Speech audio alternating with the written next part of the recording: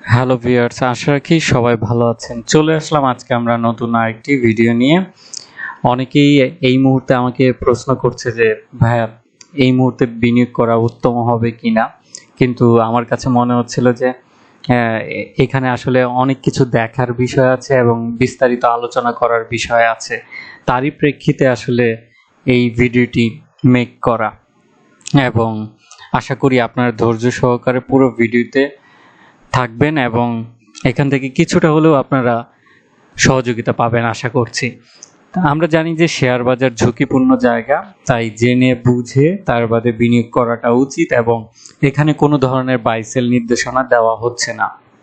আমরা যদি একটু ডে চার্টের দিকে খেয়াল করি তাহলে দেখতে পাবো যে সিম্পল হিসাব মার্কেট একদম পরে নিয়ে দেখা যায় যে তার আরএসআই মোটামুটি 18 টাচ করে ফেলে। তো এটা আসলে এক ধরনের ইন্ডিকেট যে তখন বোঝাই যায় যে আসলে ওভার সেল হয়ে গিয়েছে মার্কেট, এখান থেকে হয়তো আরেকটু কিছুটা পরে তার বাদে আবার ঘুরে দাঁড়াবে।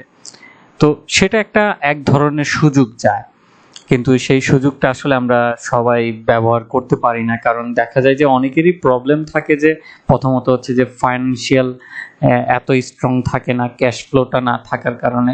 এখানে আরেকটা প্রবলেম হচ্ছে যে আমাদের ইনভেস্টমেন্টে মারাত্মক আকারের প্রবলেম, কারণ আমরা যত টাকা আছে সবগুলো ইনভেস্টমেন্ট করে ফেলি।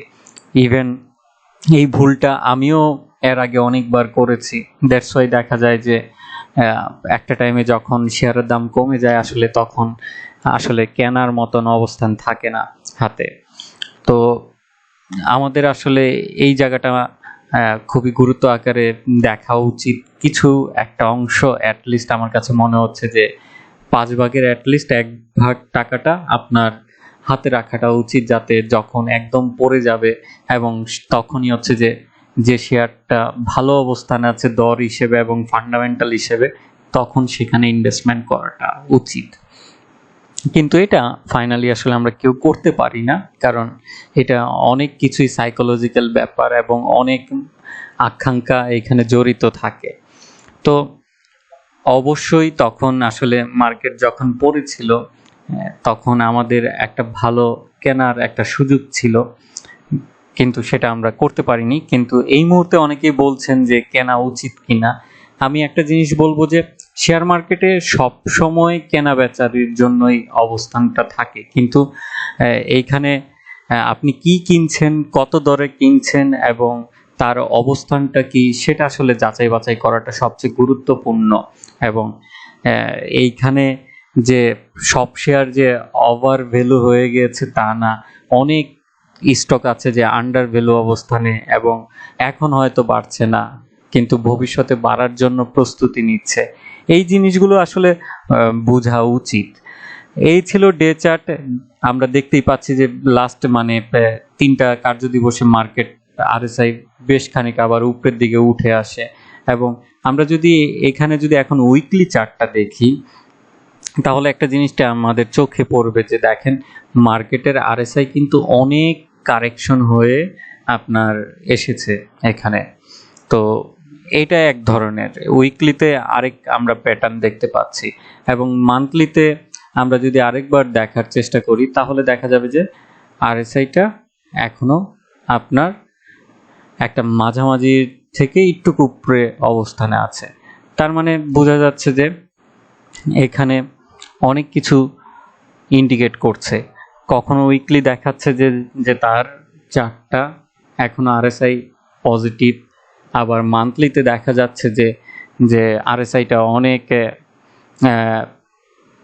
ঊর্ধ্বগামী অবস্থানে আছে এবং বেশি আছে, আবার ডে চার্টে দেখাচ্ছে যে অনেক কম অবস্থানে আছে।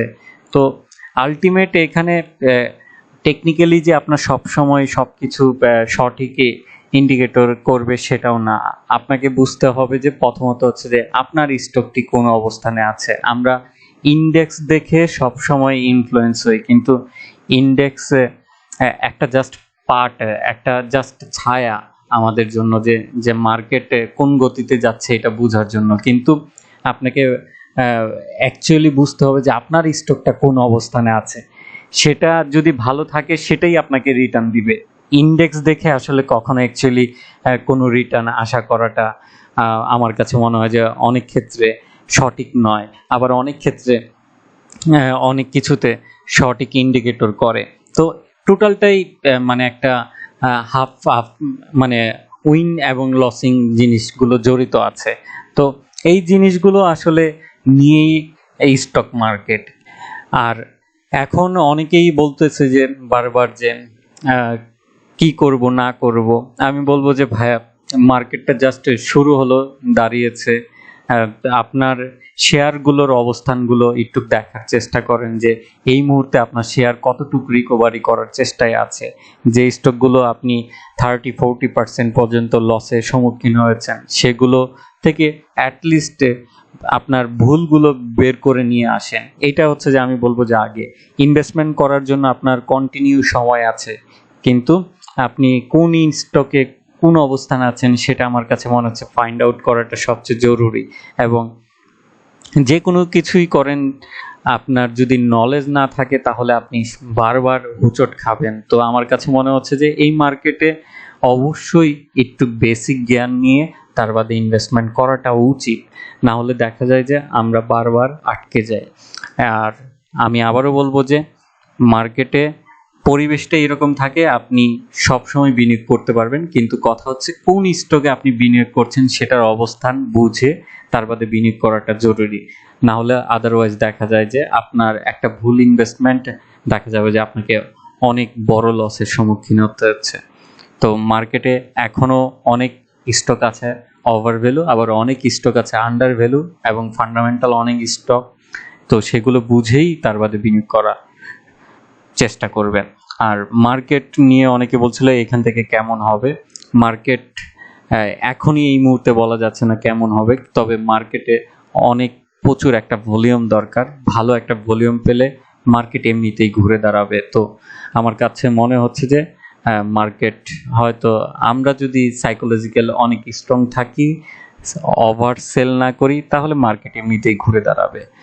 তো আশা রাখি আপনারা আমার উত্তরগুলো পেয়েছেন। এবং মার্কেট, আবারও বলছি যে মার্কেট আপনাকে সব সময় সুযোগ করে দিবে না। তো সুযোগ যখন করে দিয়েছিল তখন আসলে প্রশ্নটা করা উচিত, আমরা সব সময় পজিটিভ ট্রেন্ডে যাতে সব সময় পজিটিভ না থাকি, নেগেটিভ ট্রেন্ডগুলোতেও অনেক সময় যাতে পজিটিভ ভাবে নেই, তাহলে দেখবেন যে আমাদের ইনভেস্টমেন্টগুলো অনেক ভালো একটা অবস্থানে বিনিয়োগটা হবে।